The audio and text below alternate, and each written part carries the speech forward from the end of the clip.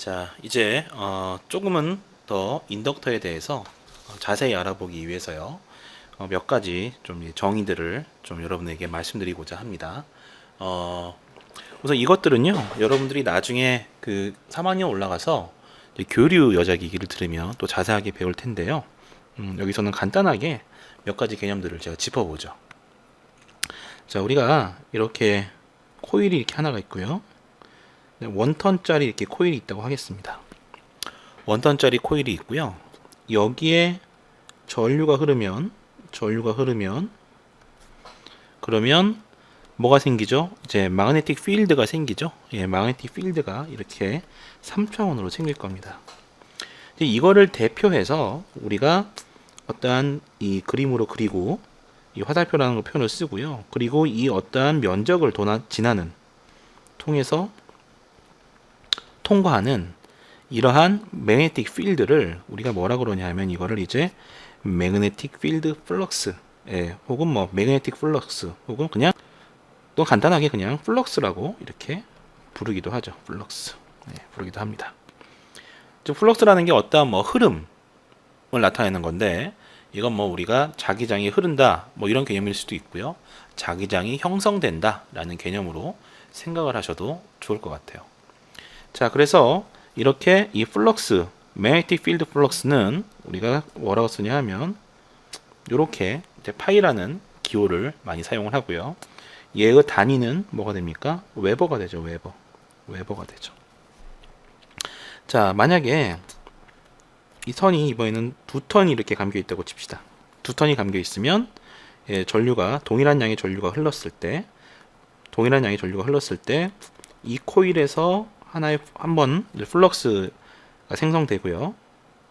이것도 하나 이렇게 플럭스를 우리가 생성된다라고 생각을 할 수 있겠죠. 원칙적으로는 이 더 많은 플럭스가 더 많이 형성되는 것이지만 여기서는 그냥 이 화살표로 표현을 하겠습니다. 그러면 이번에는요. 플럭스가 어떻게 2파이만큼 생긴 거죠. 2파이만큼. 이렇게 동일한 코일이 n턴 감겼을 때 동일한 면적의 코일이 이제 n턴 감겼을 때 형성되는 플럭스는 어떻게 되나요? 얘는 이제 n 파이가 됩니다. 자, 그래서 이 여러 개의 하나의 어떤 코일에서요 생성되는 여러 개의 이 플럭스들의 총 묶음을 우리 뭐라고 부르냐 하면 이제 이렇게 쓰고요. 얘는 이제 1부터 n턴. 그래서 각 코일에서 형성되는 이 플럭스들의 모두 합 이걸 이렇게 쓰고요. 이거를 우리는 뭐라고 그러냐 하면 플럭스 링키지라고 얘기합니다. 그래서 한국어로는 우리는 쇄교 자속이라고 얘기를 해요. 그리고 만약에 이 코일에 각 한 턴 코일이 형성하는 이 플럭스 양들이 모두 동일하면 그러면 이거는 그냥 단순하게 n 파이 이렇게 나타낼 수도 있겠죠. 자, 그러면 이제 인덕터라는 것은 무엇이냐? 인덕터는 이제 기호를 뭐 이렇게 그릴 수 있고요. 너무 많이 그렸다, 그쵸? 어떻게 만드냐 하면 어떤 이건 매그네틱 코어라고 합니다. 자기 코어. 그래서 얘를 철심이라고도 얘기를 하는데요. 자기장을 잘 형성할 수 있게 만들어주는 어떤 부품이에요. 여기 이제 우리가 이렇게 코일을 감는 거죠. 이런 식으로 코일을 감습니다. 뭐 사실은 이런 철심을 이용하지 않고 이렇게 코일을 감아도 돼요. 얘도 인덕터가 돼요. 근데 이제 철심을 사용하는 이유는 아까도 얘기했지만 같은 양의 전류를 흘렸을 때 더 많은 자속을 생성시키기 위해서 더 많은 자속을 이 안에 가두기 위해서 우리가 철심을 사용하는 거예요. 그래서 보통은 인덕터는 이런 철심, 즉 자기 철심, 매그네틱 코어를 사용해서 많이 만들고요. 이렇게 철심이 없는 인덕터를 우리가 뭐라고 얘기하냐 하면 공심 인덕터. 심이 없다 그래서 공심 인덕터라고 얘기를 합니다. 어쨌거나 이렇게 사용하고요. 자, 그럼 이 인덕터는 뭐를 하는 소재냐 하면, 인덕터에 전류를 흘려주면은요, 뭐가 발생되나요? 예, 이 마그네틱 필드가 발생이 되는 거죠. 그러면서 이게 뭐예요? 즉 플럭스가 형성되는 겁니다. 즉 인덕터는 어떠한 전류를 주면 플럭스를 만들어내는 그러한 부품이 되겠어요. 이제 인덕터의 단위가 이제 인덕턴스인데 L 인덕턴스인데 이거는 이렇게 정의가 됩니다. 이렇게 정의가 돼요. 즉 I분의 람다, 즉 어떠한 전류가 주어졌을 때 얼마나 많은 플럭스 링키지를 생성할 수 있느냐가 바로 인덕턴스가 되겠어요. 자, 인덕터라는 거는요, 원래 이제 인듀스에서 나온 건데요. 인듀스. 이거 뭐죠? 이거는 뭔가 유도하다, 유발하다, 뭐 이런 뜻이 되겠죠. 자, 이건 도대체 뭐를 그러면 유도하는 건가? 우리가 살펴보면, 이거 기억하시나요? 우리가 코일에서 코일식이 이렇게 주어졌었잖아요. 플럭스가 변할 때, 뭐, 전압이 유도된다. 예, 그래서 이제 이거는 이제 이 전압을 유도한다고 해서 이제 인덕터인데, 그럼 어떻게 전압을 유도하나요? 자, 전류가 들어가면, 즉, 이 전류의 변화를 이런 플럭스가 형성될 거고요. 이 플럭스 형성되는 거를 방해하려는 방향으로 어떻게 해요?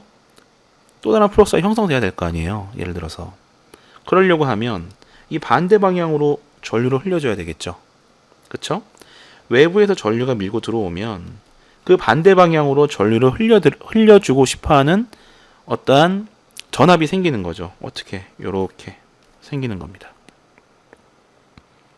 그러면 이 플럭스, 이쪽으로 밀고 들어오는 방향의 플럭스의 변화량의 반대 방향으로 전압을 유도해 주는 거죠. 이 전압을 유도해 준다 그래서 이거를 우리가 이제 인덕터라고 합니다. 즉 인덕터는 전류를 집어넣어 주면 전류의 변화량에 따라서 전압이 유도가 돼요. 전류를 예를 들어서 해준다. 그러면 이번에는 이 전류가 빠져나가는, 즉 자석이 빠져나간 걸 방해하는 방향으로 또다시 전압이 형성이 되겠죠. 그래서 여기 이제 마이너스가 붙는 거고요. 그러면 이 인덕터는 전류가 일정하게 흐르고 있을 때, 즉 인덕터가 형성하거나 저장하고 있는 플럭스의 양이 일정할 때, 그때는 전압을 유도하지 않나요? 예, 유도하지 않죠. 그때는 이 자석의 변화량이 없다면 전압을 유도하지 않습니다. 근데 그 이유는 여러 가지로 설명을 할 수가 있는데요. 일단 쉽게 우리 현상을 보고 좀 이해할 수 있는 거는요, 이렇게 한번 생각을 해 볼게요. 자, 우리가 자, 여기 나침반이 하나 이렇게 있어요. 나침반이 있고 이게 자석의 S극 같고 N극입니다. 자, 거리가 멀어서 작용을 하지 않아요, 힘이. 그리고 이번에는 얘를요, 여기가 지금 N극, S극인데 자석을 제가 일로 밀어 넣어요. 밀어 넣으면 얘가 회전을 하겠죠. 얘가 이렇게 회전할 겁니다. 그래서 자석을 제가 밀어 넣으면 이번에는 S극, N극, 즉 한번 이렇게 회전을 하는 어떠한 힘이 생기겠죠.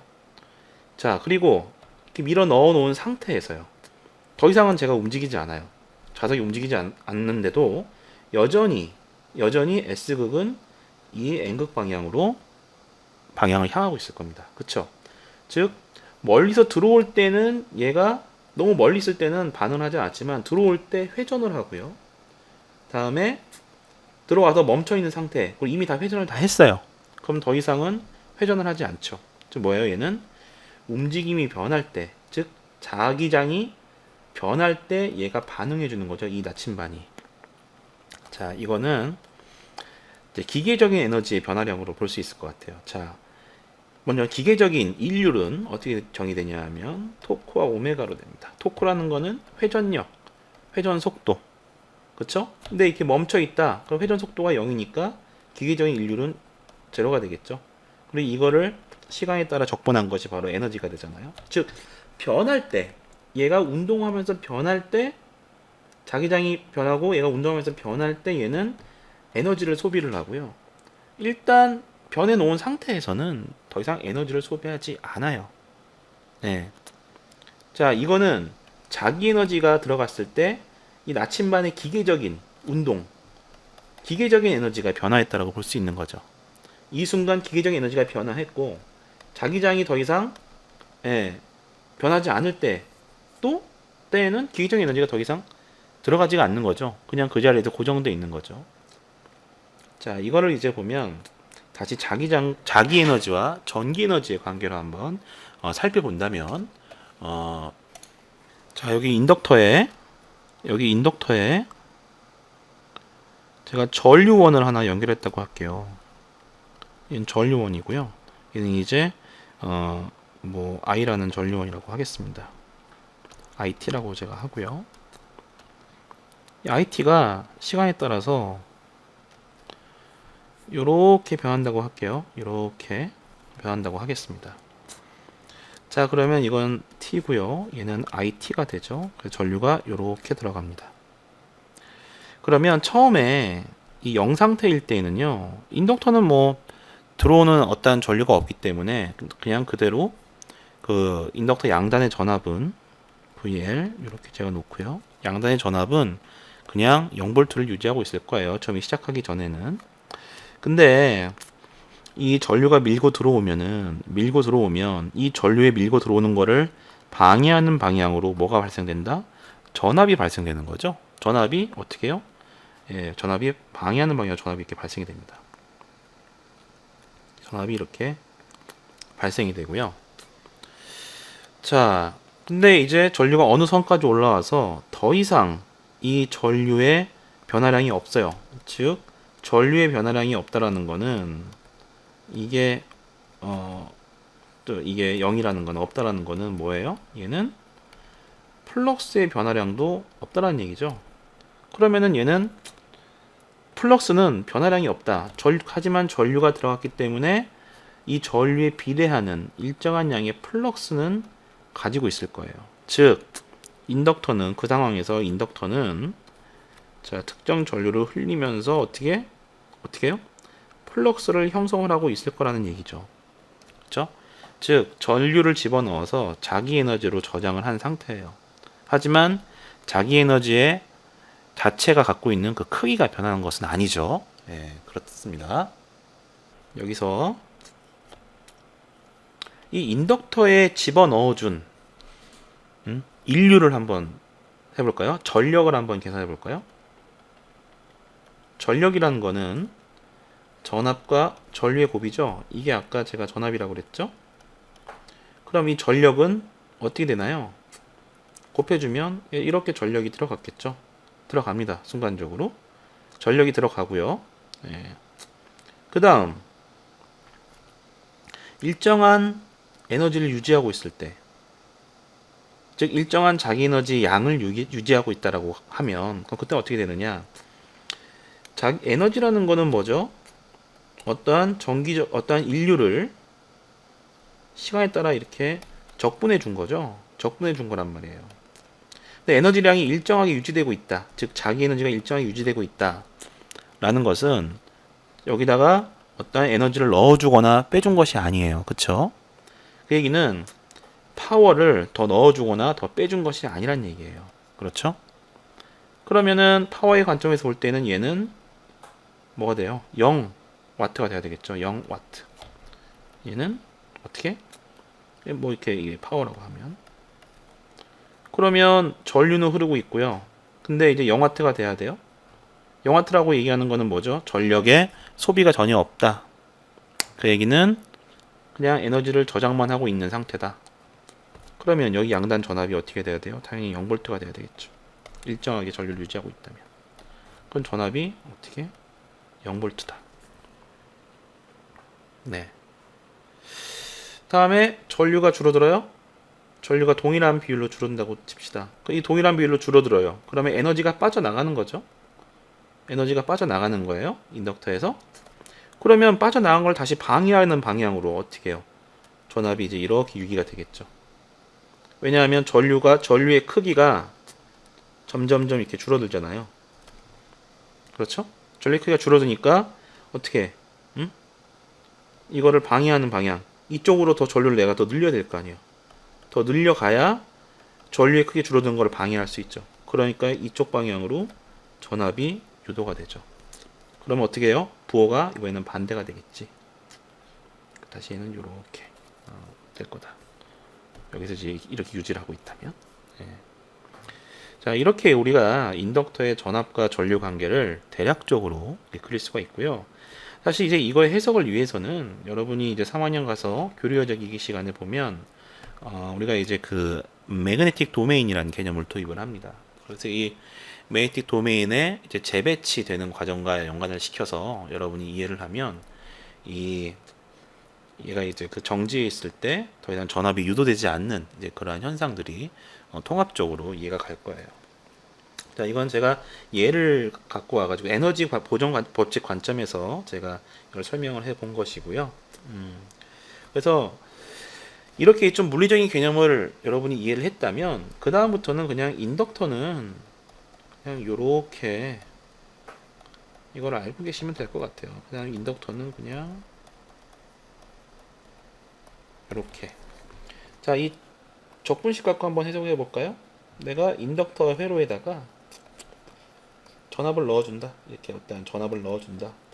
뭐 넣어주는 만큼 어떻게 해요? 전류가 제가 예를 들어 이렇게 스텝을 넣어줬다면 전류가 증가하겠죠.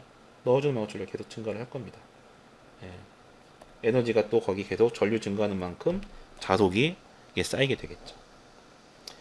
자, 그래서 이제 이 다음부터는 이걸 이제 우리가 인덕터를 이제 수식적으로 좀 이렇게 접근을 할 수가 있고요. 그러면 이제 인덕터와 커패시터에 대해서 좀 비교를 해보죠. 인덕터는 우리가 굳이 이거를 수식으로 쓰면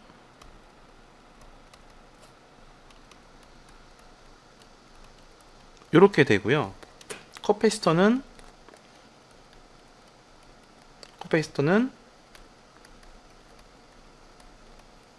이렇게, 그리고 얘는 전류로 쓰면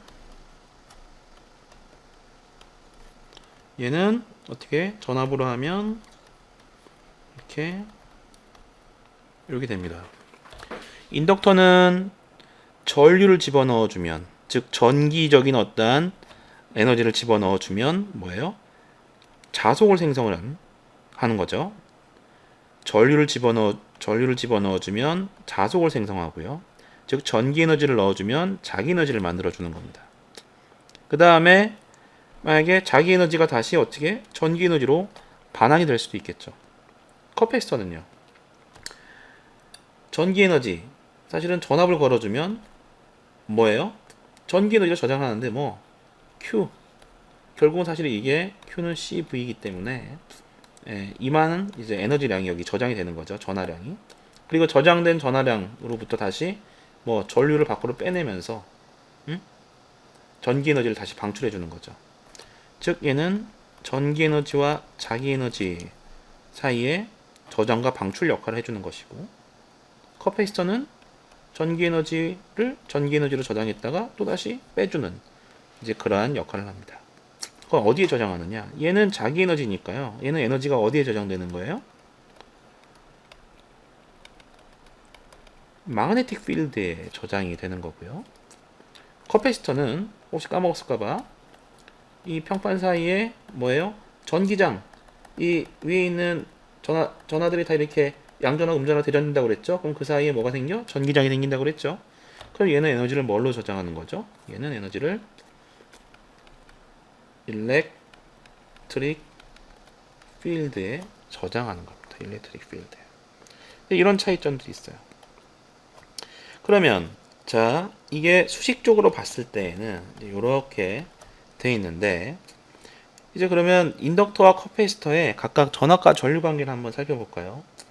자, 우리가 지난 강의에서 커패시터에다가 우리가 전류를 주면 이거 단순하게 우리가 여기다 이런 것들에 뭐 사인이라든지 코사인 집어넣어 가지고 교류 신호를 주면, 예를 들어 우리가 순수한 사인파를 커패시터에 이제 전류로 주었다. 그렇게 되면 커패시터의 전류는, 커패시터에서는 전류가 전압을 어떻게 90도 리딩하는 거죠. 리딩.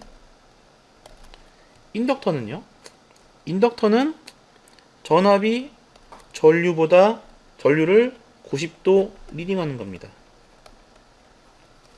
예, 서로 이게 약간 쌍대 관계가 있죠. 자, 커패시터에 했던 거와 마찬가지로 인덕터에서도 그러면 한번 진짜 이게 왜 이렇게 되는지 한번 제가 설명을 해볼게요. 자, 이 인덕터에 이러한 전류가 들어온다고 할게요. 교류 전류가. 자, 이건 지금 전류예요. 시간. 자, 그러면 전류가 증가하고 있어. 들어오지 마. 여기 지금 굉장히 증가율이 높아요. 그럼 이거에 이제 반대되는 방향으로 전압을 만들어줘야 되겠죠. 들어오지 마. 증가율이 높으니까 여기서 이제 전압이 커지겠죠. 그리고 점점 증가율은 떨어질 거예요.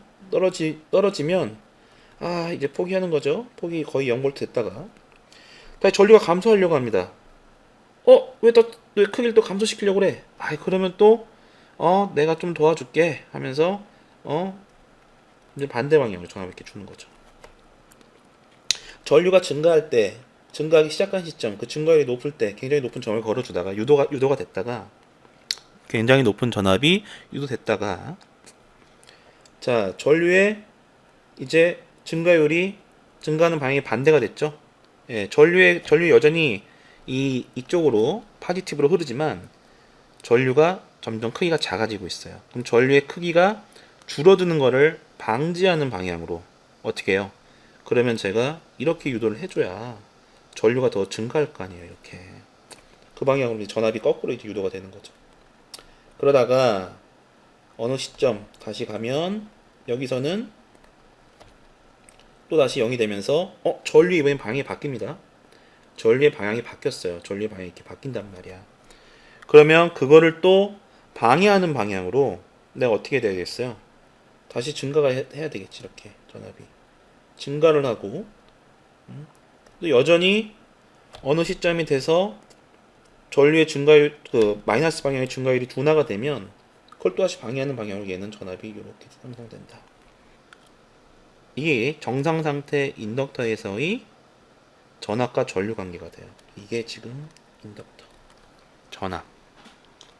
커패시터는 어떻게 됐었나요? 커패시터는 어떻게 됐어요? 이게 이렇게 되어 있다면 커패시터에서는 얘가 전류, 얘가 전압. 이렇게 됐었죠. 그래서 커패시터는 전류가 전압을 90도 리딩하고, 인덕터에서는 전압이 전류를 90도 리딩한다. 혹은 전류가 전압에 비해서 90도 레깅한다라고 볼 수 있고요. 어떤 방송 보니까 이렇게 외우기도 하더라고요. 11 뭐죠? 캡에서는 전류가 전압에 앞서고 L에서는 전압이 전류에 앞선다. 이렇게 외우기도 합니다. 11 이렇게 외우기도 해요. 자, 이렇게 해서 제가 인덕터와 커패시터에 대해서 간단하게 좀 이렇게 설명을 해봤습니다.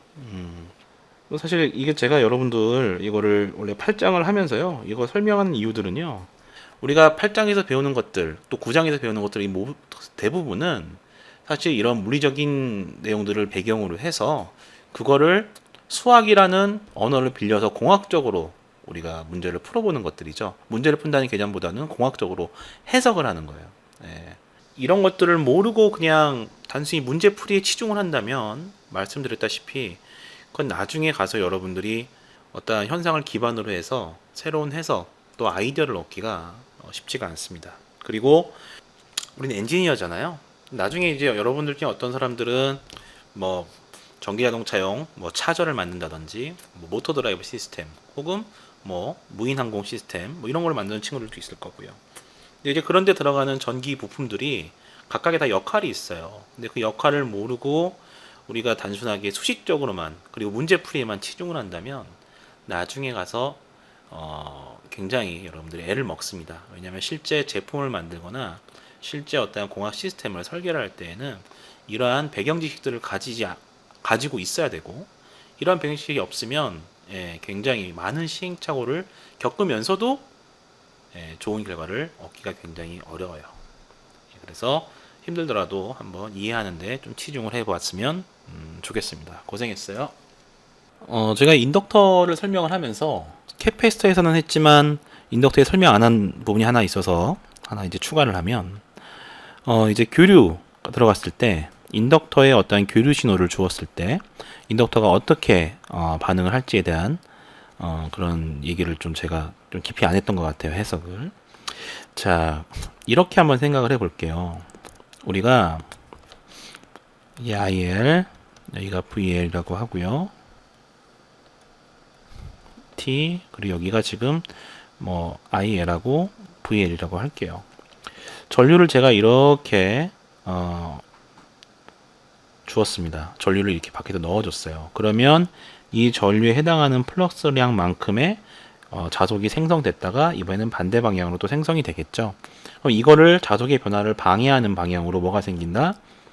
이 전압이 유도기 전력이 생긴다고 그랬죠. 인덕터 양단에. 그 크기가 이제 이 정도라고 해봅시다. 이게 이제 VL1이라고 할게요. 피크 값을.